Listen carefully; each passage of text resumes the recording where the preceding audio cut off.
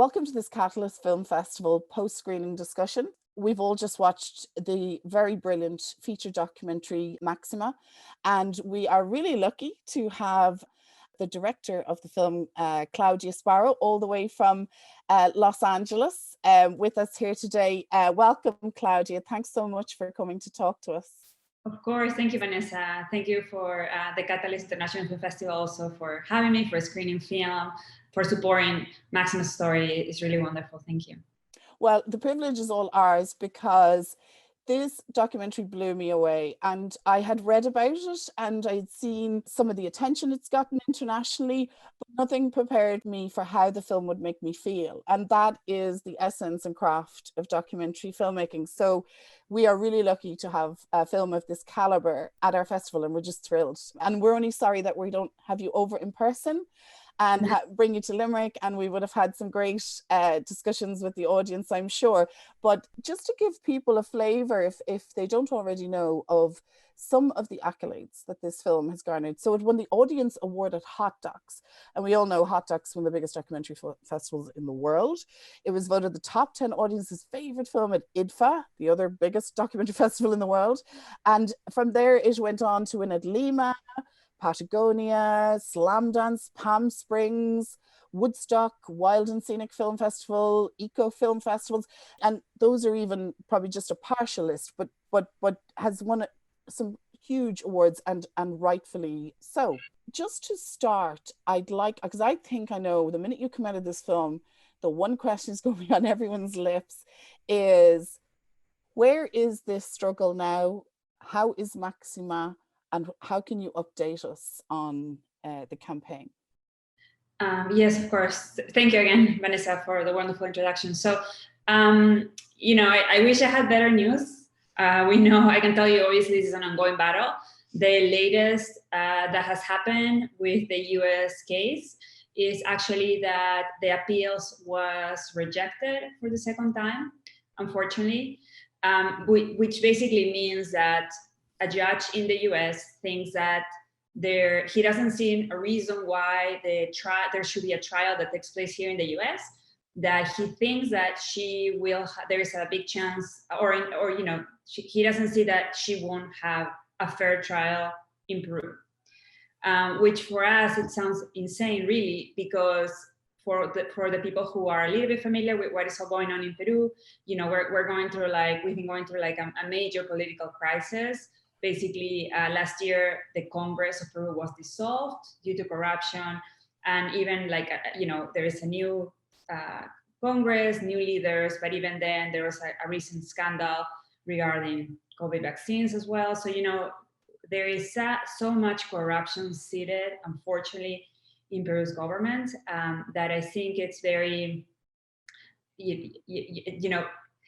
I cannot imagine really how you see at all the facts and evidence, and you think that you can still have offer Máxima and her family a fair trial. So obviously that was very disheartening for everybody, but we also knew that this was an ongoing battle. And so the family, is Máxima and her family, of course, are staying strong, and they're gonna continue fighting. And their team here in the US are going to do that. So they're going to appeal, and they're also looking for other, other ways in which they can hopefully, get to justice. And in the film, when the Minister for Justice came to visit Máxima and appeared to us, to the audience, or to me anyway, a woman that maybe had some form of solidarity with Máxima, whether that was real or not, I don't know. I don't know enough about her, but did she ever follow through on her promises? Is Máxima and her family being even just physically protected now, or is the abuse still ongoing? Yes, unfortunately, when I asked Máxima, last time, I think it was actually when we were recording, I asked her if the Minister of Justice had followed through with her promises. And, Máxima's response was we haven't really because we haven't heard from her since, and we haven't seen anything majorly different in terms of security. So, that is the sad reality. Whether this is just my personal opinion, you know, I think she probably meant well, but at the same time, she wasn't willing to go out of her way to do something to really help. Sometimes what happens too is that the actual Peruvian government is not equipped to offer a lot, you know, or actually to like fulfill what they're supposed to do. Like just a quick example, they were granted by the Intercommission, the Human Rights Intercommission of Latin America. Máxima and her family were granted security. In theory, it should be 24/7. You know, and even though they agreed to it, they cannot implement it. So, you know, it's one way where you can see how, unfortunately, you know, it's kind of, the system is set to fail because they just cannot do it. But even if we've seen it time and time again, one politician in solidarity, even if the intention is there and the will is there to change, they can be blocked themselves by the system, as you're saying, Claudia. So we would see that in this country a lot as well, you know? Exactly. So yeah, so that is definitely one big challenge, one of the many challenges that they have in Peru, unfortunately. You have a wonderful website in support of this film, which is not just about the film, but about the campaign and the hashtag and the campaign stand with Máxima. So look, we're a film festival and we're all about powerful, strong women and powerful, strong minorities. And we are all of those ourselves. And we are there to seek to bring more diversity, equality and inclusion to the film industry. And celebrating our own films, but looking for films from abroad, because one of the things in this film is that every word that came out of Máxima's mouth, I thought it was for me and for us and for, you know, and I was saying to you, Claudia, that I had made this film in Donegal, and there was just some shots in your film and I was like, oh my God, the landscape is so like particularly the north and west of Ireland. And I just think just because she dresses and looks different, this sense of connection to land is something that's really intrinsically Irish, as I imagine it is Peruvian. That connection to my piece of land that I want to farm and I want to give to my children, and that poignancy of what she wants for her granddaughter, that is something that we can deeply connect with culturally and historically. But I want to find out how did you come to make this film? Even before that, Claudia, give us a little bit of career history for you. So I was born in Lima, Peru. I was raised there. And I just grew up in a household that was very, you know, everybody loved film, like especially my dad. So even, you know, most of my memories are all about films and films we're watching together. And, you know, back then, you know, it was in the 80s in Peru. There we were going through terrorism, and you know that meant that going out became dangerous for a period of time. So we couldn't go to the movie theaters or to just many places. So you know we were just like, but my dad always found a way to always bring films, and we were always watching the latest, mostly American films. Though we are just very influenced by American culture in Peru. And there was like no films from Peru, like maybe one every 2 years. And so, you know, at an early age, I realized, I fell in love with films. I want to tell stories. I love storytelling. And I also realized that, you know, probably going to the US was a better idea to study film, because again, in Peru, there was like no really clear path. And so that's what I did. I worked very hard. I got a scholarship, and then I came to the US to study film. My focus was always fiction. You know, I love writing, or just like, you know, working with fiction scripts. And so I went to college in Vermont, a very cold place in the north of Peru, but lovely of Peru, sorry, in the north of the US, but very lovely. And then after that, I graduated and I went to the American Film Institute here in Los Angeles. And so I did one short film. Actually, my thesis film was El Americano. It was also well received. It won an Emmy award. And then I went on to direct my first feature film. I mean, it took a while to get to direct the first feature film, I Remember You, which was also an amazing experience. You know, did the festival rounds, and then, you know, had a release actually in 2016. And I was all, you know, ready to, I had other fiction projects, like kind of ready to go. If you had asked me then if I was ever going to make a documentary film, I would have told you absolutely not. I could have sworn it, with my life, because it was just never my focus. Not that I didn't love documentary films, but then of course 2016 comes and I hear about this story of Máxima. I literally ran into an article that a Peruvian journalist had written about her story. Right after she won the Goldman Environmental Prize, which is equivalent to the Nobel Prize for environmental activists. And I was just shaken to my core. I couldn't believe this was happening in Peru at the hands of a US company, that it had been happening for so long. Just the realities of it, what she had been going through. And I was also like really taken by Máxima herself, like such an extraordinary, strong woman. I couldn't stop thinking about her. Like I literally I couldn't sleep thinking of her. And I felt like I'm a Peruvian filmmaker. I should be able to do something to help give her voice a larger platform. So it all started that way. I originally thought, okay, I'll just do a short to tell her story. Because I've never done a documentary film and I have all these other projects. So, probably just a short will be good. And then it was a long road for us to finally get to connect with her lawyer and then eventually get permission to go meet with Máxima. And when we went there in 2016, towards the end of 2016, it quickly became apparent that it was a much larger story. And at the same time, also her case in Peru, the criminal case started unfolding, and we just never stopped shooting, really. Like, there's something interesting you said in that fiction was always what you're interested in. And, arguably there's not a huge difference anymore between fiction and documentary in some ways, because the way feature documentary filmmaking has gone, the way funding has gone, is that we are expected to have a lot of the same kind of structure and arc of drama. So those skills, I think, can be really, really useful in making documentaries, because if you have a grounding in drama, you have a sense of pacing and story and when to reveal what. And I think that this film does that so beautifully. But one of the cornerstones of documentary filmmaking is to create and establish trust.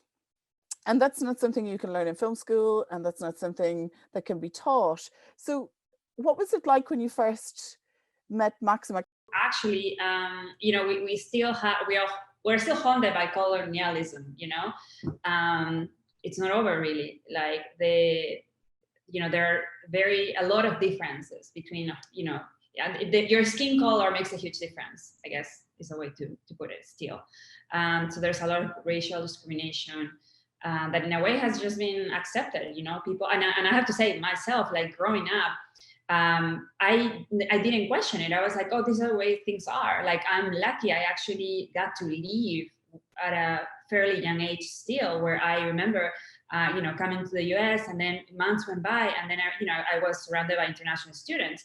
And I remember one day thinking, like, I swear, like, I remember the moment where I was just like sitting talking to my friend. And I think he was from Pakistan, and I was like, oh my God, how was there ever a time I judged people by the color of their skin? Like, it was like, I still remember it to this day, that moment, like, wow. And then, of course, unfortunately, like, ever since I go back to Peru and I can see it, I can see how everybody still lives life with that filter. And that is unfortunately, like, very relevant in Máxima's case, because as a Peruvian indigenous woman, like, she's still, like, considered, nobody will tell you this, but like a second-class citizen. That's how the country is set up to just operate. And so obviously that's another reason why a company like Newmont has also been able to get away with all these abuses, because that's how just government operates, like, oh, indigenous people for some reason are like, they're not priority, like, it's kind of like okay for them to handle abuse just because, they're poor, they're darker. I mean, it sounds like brutal, but unfortunately it is a reality. And again, part of the reason why Maxima's story happens. And so, you know, when I met her, I was also aware that having grown in the city, which is like very different from the Andean region where Maxima is from, I didn't have the connection to the land that Maxima has, you know, for you know, which I wish I had, because, you know, growing up in a city, like you really just take everything for granted. And, you know, with Maxima, for me, it was like the biggest, like she really transformed me, because it was an opportunity for me to just kind of like change the chip in my head and see like, oh my God, like what are we doing? Like, you know, we have these beautiful resources that we are just also like taking for granted. And just her connection to, honestly, at the end of the day, was really important, was just, to me, life-changing. You know, I learned from her, like, you know, the sacredness of water, of land, of nature. So when I first met her, I was aware that, you know, we were still from Peru, but we were kind of coming from different worlds. And yet Maxima is she has such a like generous, beautiful heart. Like, she's the type of person that if doesn't know who you are, you'll come and visit her, and she'll open her home to you. She'll give you her food. She'll make you feel welcome. That is the type of, you know, person she is. Her family is. I would say, like, that is just the way really the communities in Peru are for the most part. So you know, again, that also in a way, like pureness of heart also plays against their favor when they are, you know, facing corporate powers. Because obviously they're not transparent, and they assume that you are being transparent. They assume that you are telling them the truth at any point. So, you know, obviously Maxima was extremely welcoming. I mean, it was a long road to get there when we first met.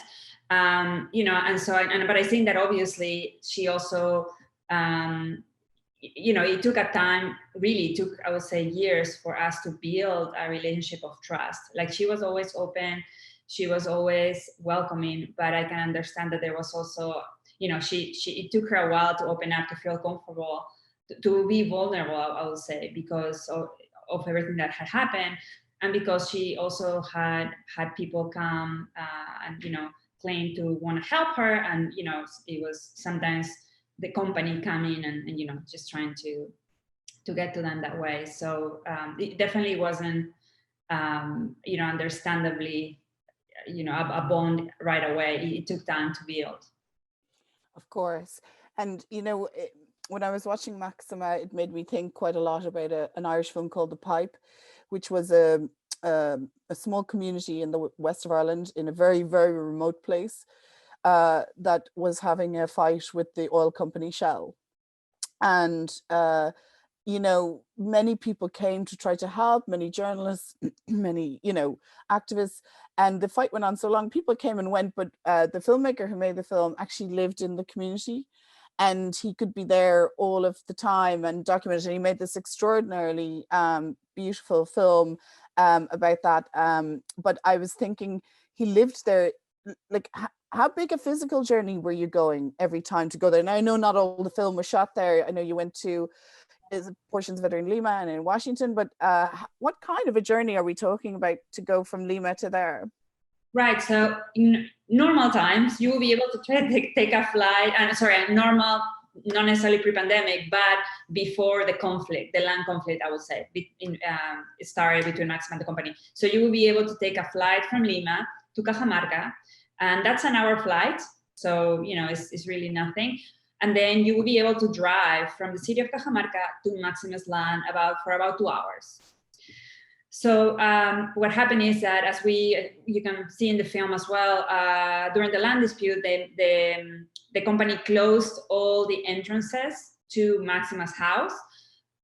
So now that journey, like, you couldn't use the regular road. Like, you literally had to go through the Andes, and it's suddenly now an 8-hour plus trip, going through cliffs, you know, and road.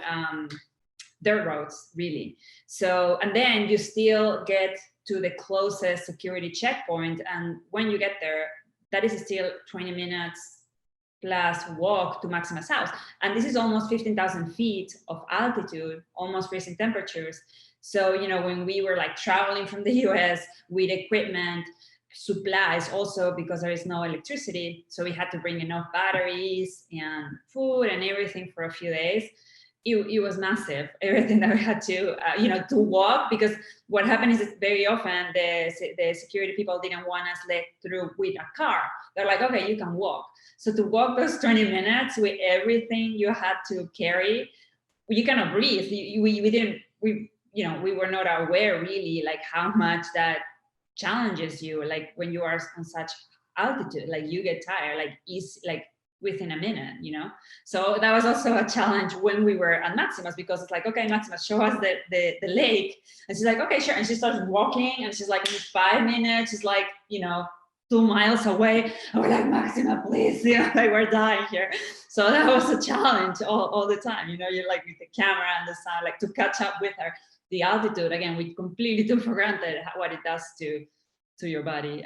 Wow, I filmed in some difficult places like the Sahara Desert and places, but I've never had to Andorra a little bit, for the highest place I've ever been, but even that is nothing compared to what you're talking about.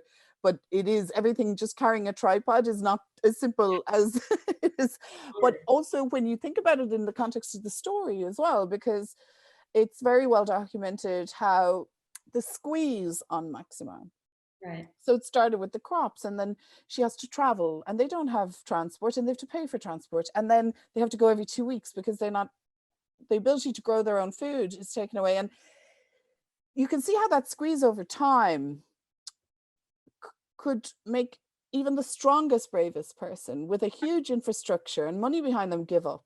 So it makes her all the more extraordinary, and makes it all the more brilliant what you have achieved with this, and your team achieved with this film. And I was thinking when you were saying how she taught you so much, and I was thinking there was some lines in the film that just really deeply moved me and kind of broke my heart a little bit. But when she says things like, that's why we take care of our land, because it gives us everything, or I see the land as the mother, and then this beautifully composed framed shots of the landscape that you worked with. I think, did you have a female cinematographer? Was it?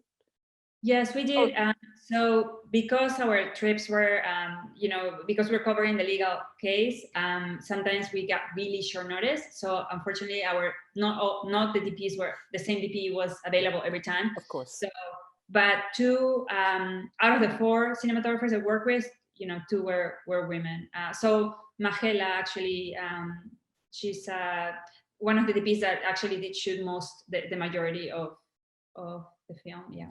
Because obviously there was a certain amount of amateur footage, phone movie footage, elements like that. But when it was you guys there in the landscape with Maxima, they were just these moments of poetry. Her placement in the frame, her placement in her landscape. Often she's doing, she's in the land, even with her hands, she's pulling things out of the land. It was, you can see how nearly with someone like Maxima, there is no separation between her and the land and her indigenous culture and her history. It's almost like you are of the land and the land is of you. They don't have the disconnection that we have, like people who live in cities. And you can see this film is very much an important environmental film, but it also it teaches us so much, like you said, about losing your connection to the land and to nature and all the things that, how well they, Maxima, how hard she works, but how well she survives. But going back to the craft, I just want to congratulate you and your team on that really extraordinary cinematic look. And when you set out to make this film, tell us a little bit about that journey in terms of crafting it as a story, and deciding how you're going to tell it and what you were going to tell. And at what stage did you realize, well, it can't just be a portrait of Maxima, we have all this legality and campaign, and how you begun to weave that in at a planning stage and then editing, and how you crafted that? Yeah, so going into the film, because her fight had been going on, started basically in 2011, and we started shooting in 2016. So there was like quite an important part that had already taken place, and I so wish I had obviously been there then, but I wasn't. So I definitely wanted. I thought that it was very important also to incorporate the history of the mine, of the company, because there had been people, other locals who had also tried to stand up to the company since they started operating, in the 90s. So what it was interesting because to me, I have to say, when I was looking into it, what I was blown away was that it was all documented, like, or in the sense of, you could find it. You can find it online. Like you will go and you will see the complaints, newspaper bits of people complaining, and how the company has systematic used, done the same thing they were doing to Maxima. Like it was almost ridiculous. I was mind blowing that, like, okay, this is not new. This has been happening for almost like 20 years. Like, how come like it's still happening and nobody's talking about it? So for me, again, it was important to show that, and then also show that what is even more remarkable about Maxima is that this is the first woman, the first person who actually didn't let them intimidate her. She's like, okay, bring it on. Like, you're gonna harass me. Like, you're gonna like go after my family, kill my animals, like take me to court, but I'm going to fight. I'm not gonna yield. And so to me, that was just wow. Like, her courage and what she was standing for was like wow, like breathtaking. So again, it was important for me to show the history of the mine, the fact also of how they got to own the mine, and then obviously the story, the actual land dispute story is also very, very, very, very complex. Like in the film, we don't get to cover it all, but there have been a lot more instances of abuses, especially with her animals, and then just like so many battles along the way, that when you like stop back and look at it, it's just unbelievable. So we didn't know the legal fight started unfolding. At least she started having the court dates in Peru, and we didn't know what was going to happen, what the results were going to be, what's going to happen afterwards. So obviously we were just like, I knew that was going to guide the narrative, and we just had to go with it. So while that was happening, we were just building from the other footage that we had, at least in terms of a little bit of the backstory of the mine, and also the setup of the actual dispute, which is not super simple for somebody who obviously is not familiar with Peru or even mining or how they operate. So that was very challenging. I have to say, I work with a great editor who helped me narrow things, but it took still a year and a half, going from all the footage. Like we had, I think, 150 hours of footage, and ultimately it's an 88-minute film. So was that 150 hours of footage you shot? Yes, basically on every trip. So we did, I think, in the end, like 6 or 7 trips. And every time, we were documenting Máxima with her family, or I think most of the times in her house, her day to day, and then her traveling usually to court for legal reasons. So. And Claudia, did you have somebody working on gathering what we'll call, say, archive? So gathering, like I noticed many layers of footage in the program. And I know you were saying you're sorry you weren't there from the start. It doesn't feel that way watching the film. It doesn't feel that you didn't manage to tell everything that, we needed to know, or you didn't feel like you were missing chunks of the story. And of course, as audiences, we don't need every bit of detail about the complexity of the ownership of the company and the land battle. But did you have somebody like a researcher or an archive researcher or did you have to do it yourself in terms of gathering? How did you bring all of that into the edit suite? Yeah, so in an ideal world, you do have a researcher or somebody who is in charge of archival. In our reality, we didn't. Like, funding was a major issue, especially because it all happened quickly. So, but we would apply to grants. We never got a single grant anyway. But they still give you an answer like 6 months later at best. So yes, so it was. I had to do all the archiving. Now and then. We had opportunities where we would have a PA go help us get the footage. What helped us was that, ironically, early on, and this is the footage that you see in the film, when the mine tries to use violence to evict the family. That is the first time that her daughter brings out her cell phone and records that. And thank God she did, because that was massive proof that helped them during the case. And they realized then how important it was to document any interactions with the mine. So after that, the family did their best to document what they could. So they were able to share that footage with us.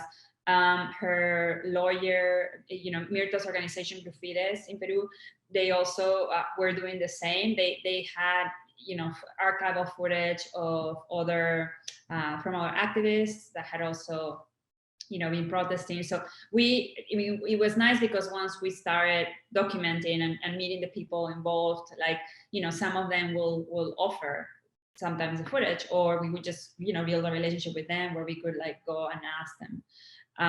So that we were fortunate on that way, or like you also you have to put the pieces together and go find who may have it. So obviously there was that too.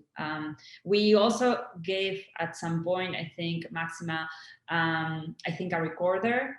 They were already being provided a phone, but the reality is also that they are not very technical. Like Máxima, she struggled to shoot video, so I think they were able to shoot one important piece of video, but it was not something that it was like very easy for them to do anyway on a daily basis.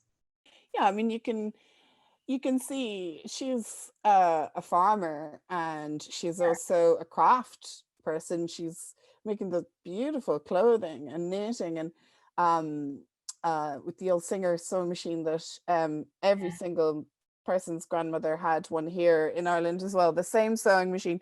And it's like, you can imagine she's waking up in the morning, of course the struggle is her priority, but yeah, picking up a phone, making sure it's charged, it's not going to be her priority. She's got a lot going on in terms of family and work.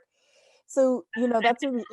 Again, she doesn't have electricity. Eventually they got an organization that helped them by putting a solar panel, and that is what they use to charge a phone. But like, yeah, before then they didn't have it. They didn't feel like they needed it, and that was their life. But I mean, we're filmmakers, Claudia, and if in the next a few hours somebody was threatening my family or home outside, I don't necessarily think filming her phone is often she's busy protecting. But as you say, at least you got some of that key footage that just shows us in the most shocking and visceral way of the intimidation and actual physical abuse, and not only to her and her family, but to their food source and everything else horrendous, building the fence and all of the horrendous things that they did. And it has such huge similarities with the Shell to Sea story here, because they shipped in these security guards dressed in black, just like the ones in your film, to intimidate the local people, and also had the police on their side as well. And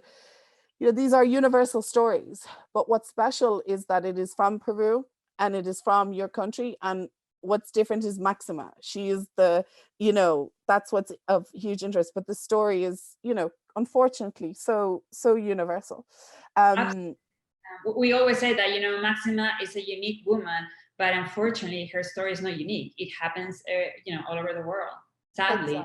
Exactly. Most people don't know about it, unfortunately. Exactly.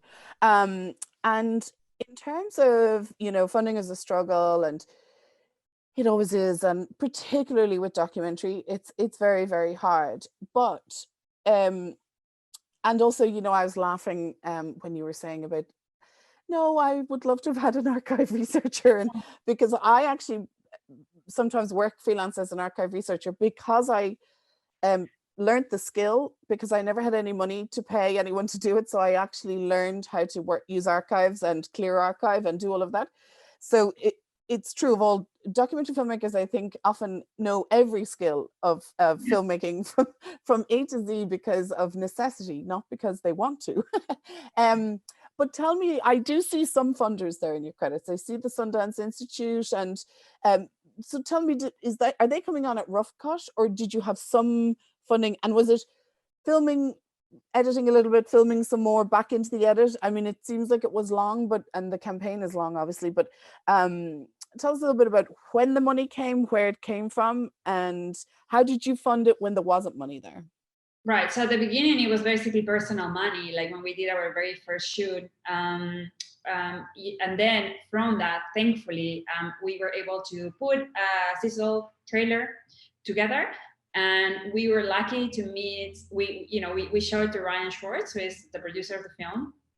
And he was just like blown away. And he happened to have a funder who had literally just told him, like, I kind of want to support activist causes. And so he said, let me bring it to him. And thankfully, he like, it was like a done deal. Like, that barely ever happens, but it happened.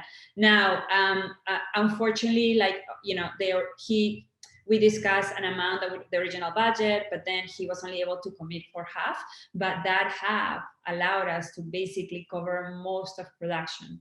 And so, by then we did have Film Independent came on board, mostly for networking, which was great because they for example, put us in touch with the UCLA School of Law, and we basically fellows. And what that allowed is that they took us on as a legal case. So they gave us all the legal advice, which was massive. Like we wouldn't have been able to afford, that.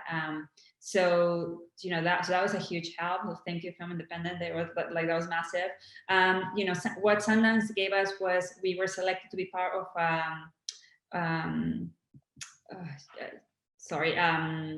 a lab. It was a financing lab. So again, it was great in order to meet potential funders and organizations. So that help came mostly from that. But it was not financial help. It was more about networking help. But yes, mostly we, like I said, unfortunately we didn't get any labs, any grants, and it was just a pain. Like every dollar trying to to get it every time. We did fundraisers, but it was I guess you hear this often from socially themed documentary filmmakers. Like it's so hard. One added challenge we had was that this was in theory like a US production for a reason. For legal protections, we wanted the entity that produced it to be in the US.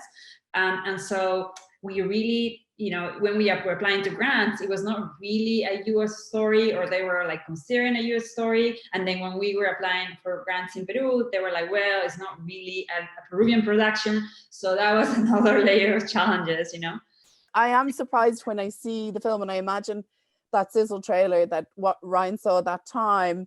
I can imagine it's just that visual and soulful feel of one shot of Máxima alone. Just watch her speaking once, and I would have been like, how much do you want, Claudia? I'll give you $100. But I'd love to finish by saying congratulations on your really extraordinary film. It's beautiful, it's bold, it's brave. It has everything that I love in storytelling through film, in that it has craft, story, structure, heart, soul, and it inspired me and educated me and reminded me of things that I know are innate truths that I've distanced myself from a little bit through pandemic times and living in a city. It has everything. And I think that when you are whatever you're working on now, and I must ask you about that, that whatever struggle there is with the next project, or it's drama or documentary, that you have created something extraordinary here. And, you know, that we as documentary filmmakers, particularly, we have to stay believing in ourselves, and never let that go. And it is a hard path, but it's also a hugely rewarding one, as you know. And the proof is in how audiences have taken to this film. And it's not all about awards, but the fact that it's won so many, of course, and audience awards. That's what I loved. When I saw that it was the audience award at Hot Docs, I was like, I'm not a bit surprised that that's the award it won. I always think audience awards are the best ones. So congratulations. Thank you again so much. We're so honored. You're actually the first feature documentary to screen at our festival, because last year we couldn't have our screening because we were 10 days from the beginning of the pandemic and we got shut down. So we're very honored to have you as our first feature documentary, and I'm so thrilled. And also to say, if you would finish by telling us where people can go to stand with Máxima, and also tell us what you're working on now. Sure. And I wanted to thank you so much for all your words, Vanessa. They mean so much. You know, documentary filmmakers, like we were sometimes like, you know, it's no way really to separate, you know, like your personal life from work. It's like you're living the work for so many years and you give it your all heart, soul, money. So, you know, you know, but at the end of the day, it's like you're saying, like, you know, to be able to share Maxima's story and then have people really react to her story, want to support her, like that means the world. So thank you so much to you and everybody, all the audience that made time to watch your story. So, you know, yes, please, if you want to visit standwithmaxima.com. If you want to take action, you can sign a petition. That would be amazing, because obviously we're trying to have as many signatures as possible and then bring it to Newmont. There's also a GoFundMe campaign for people who want to donate directly to the family. Funds go to her living expenses and legal expenses. We know this is ongoing. It's going to be years and years. And, you know, yes, also, if you want to host a screening of the film, or, you know, show it at work or your school, or you want to partner with us in any way, feel free to reach out. You know, we love to collaborate in all forms. And because we know that is how we get to share Maxima's story with the world, which is, you know, what we want to do. And yes, I'm hoping, I'm working on another, I'm developing, you know, fingers crossed, it's a documentary of another extraordinary woman. So, you know, we're hoping to be able to do that with a production company. So we are in talks about doing that now. So hopefully you'll go through. And I take it by that you can't really tell us much more about it right now because you're in development. But well, maybe we'll have you when that film is finished. We'd love to consider Catalyst, and maybe you could come physically to Limerick. That would be so nice to see you in person. And we'll keep in touch. And also that we'll put all the information about Stand with Máxima on the website as well, so that people can just click in and link in and get more information. We are working on making the film available to general public in the next few months, and we are going to be announcing that on our website. We're also on Instagram, Facebook, Stand with Máxima, Stand with Máxima. That's our hashtag, and the website standwithmaxima.com. So you can find us there. Great, Claudia, it's been an absolute pleasure. Thank you so much, and I wish you all the best for future products. I can't wait to see your next project, and you please do pass on to Máxima that we had a wonderful screening here in Ireland, and that we stand with Máxima 100%. And with you too, Claudia. Thank you so much. Thank you, Vanessa. It really means so much. Thank you, everybody, for joining us.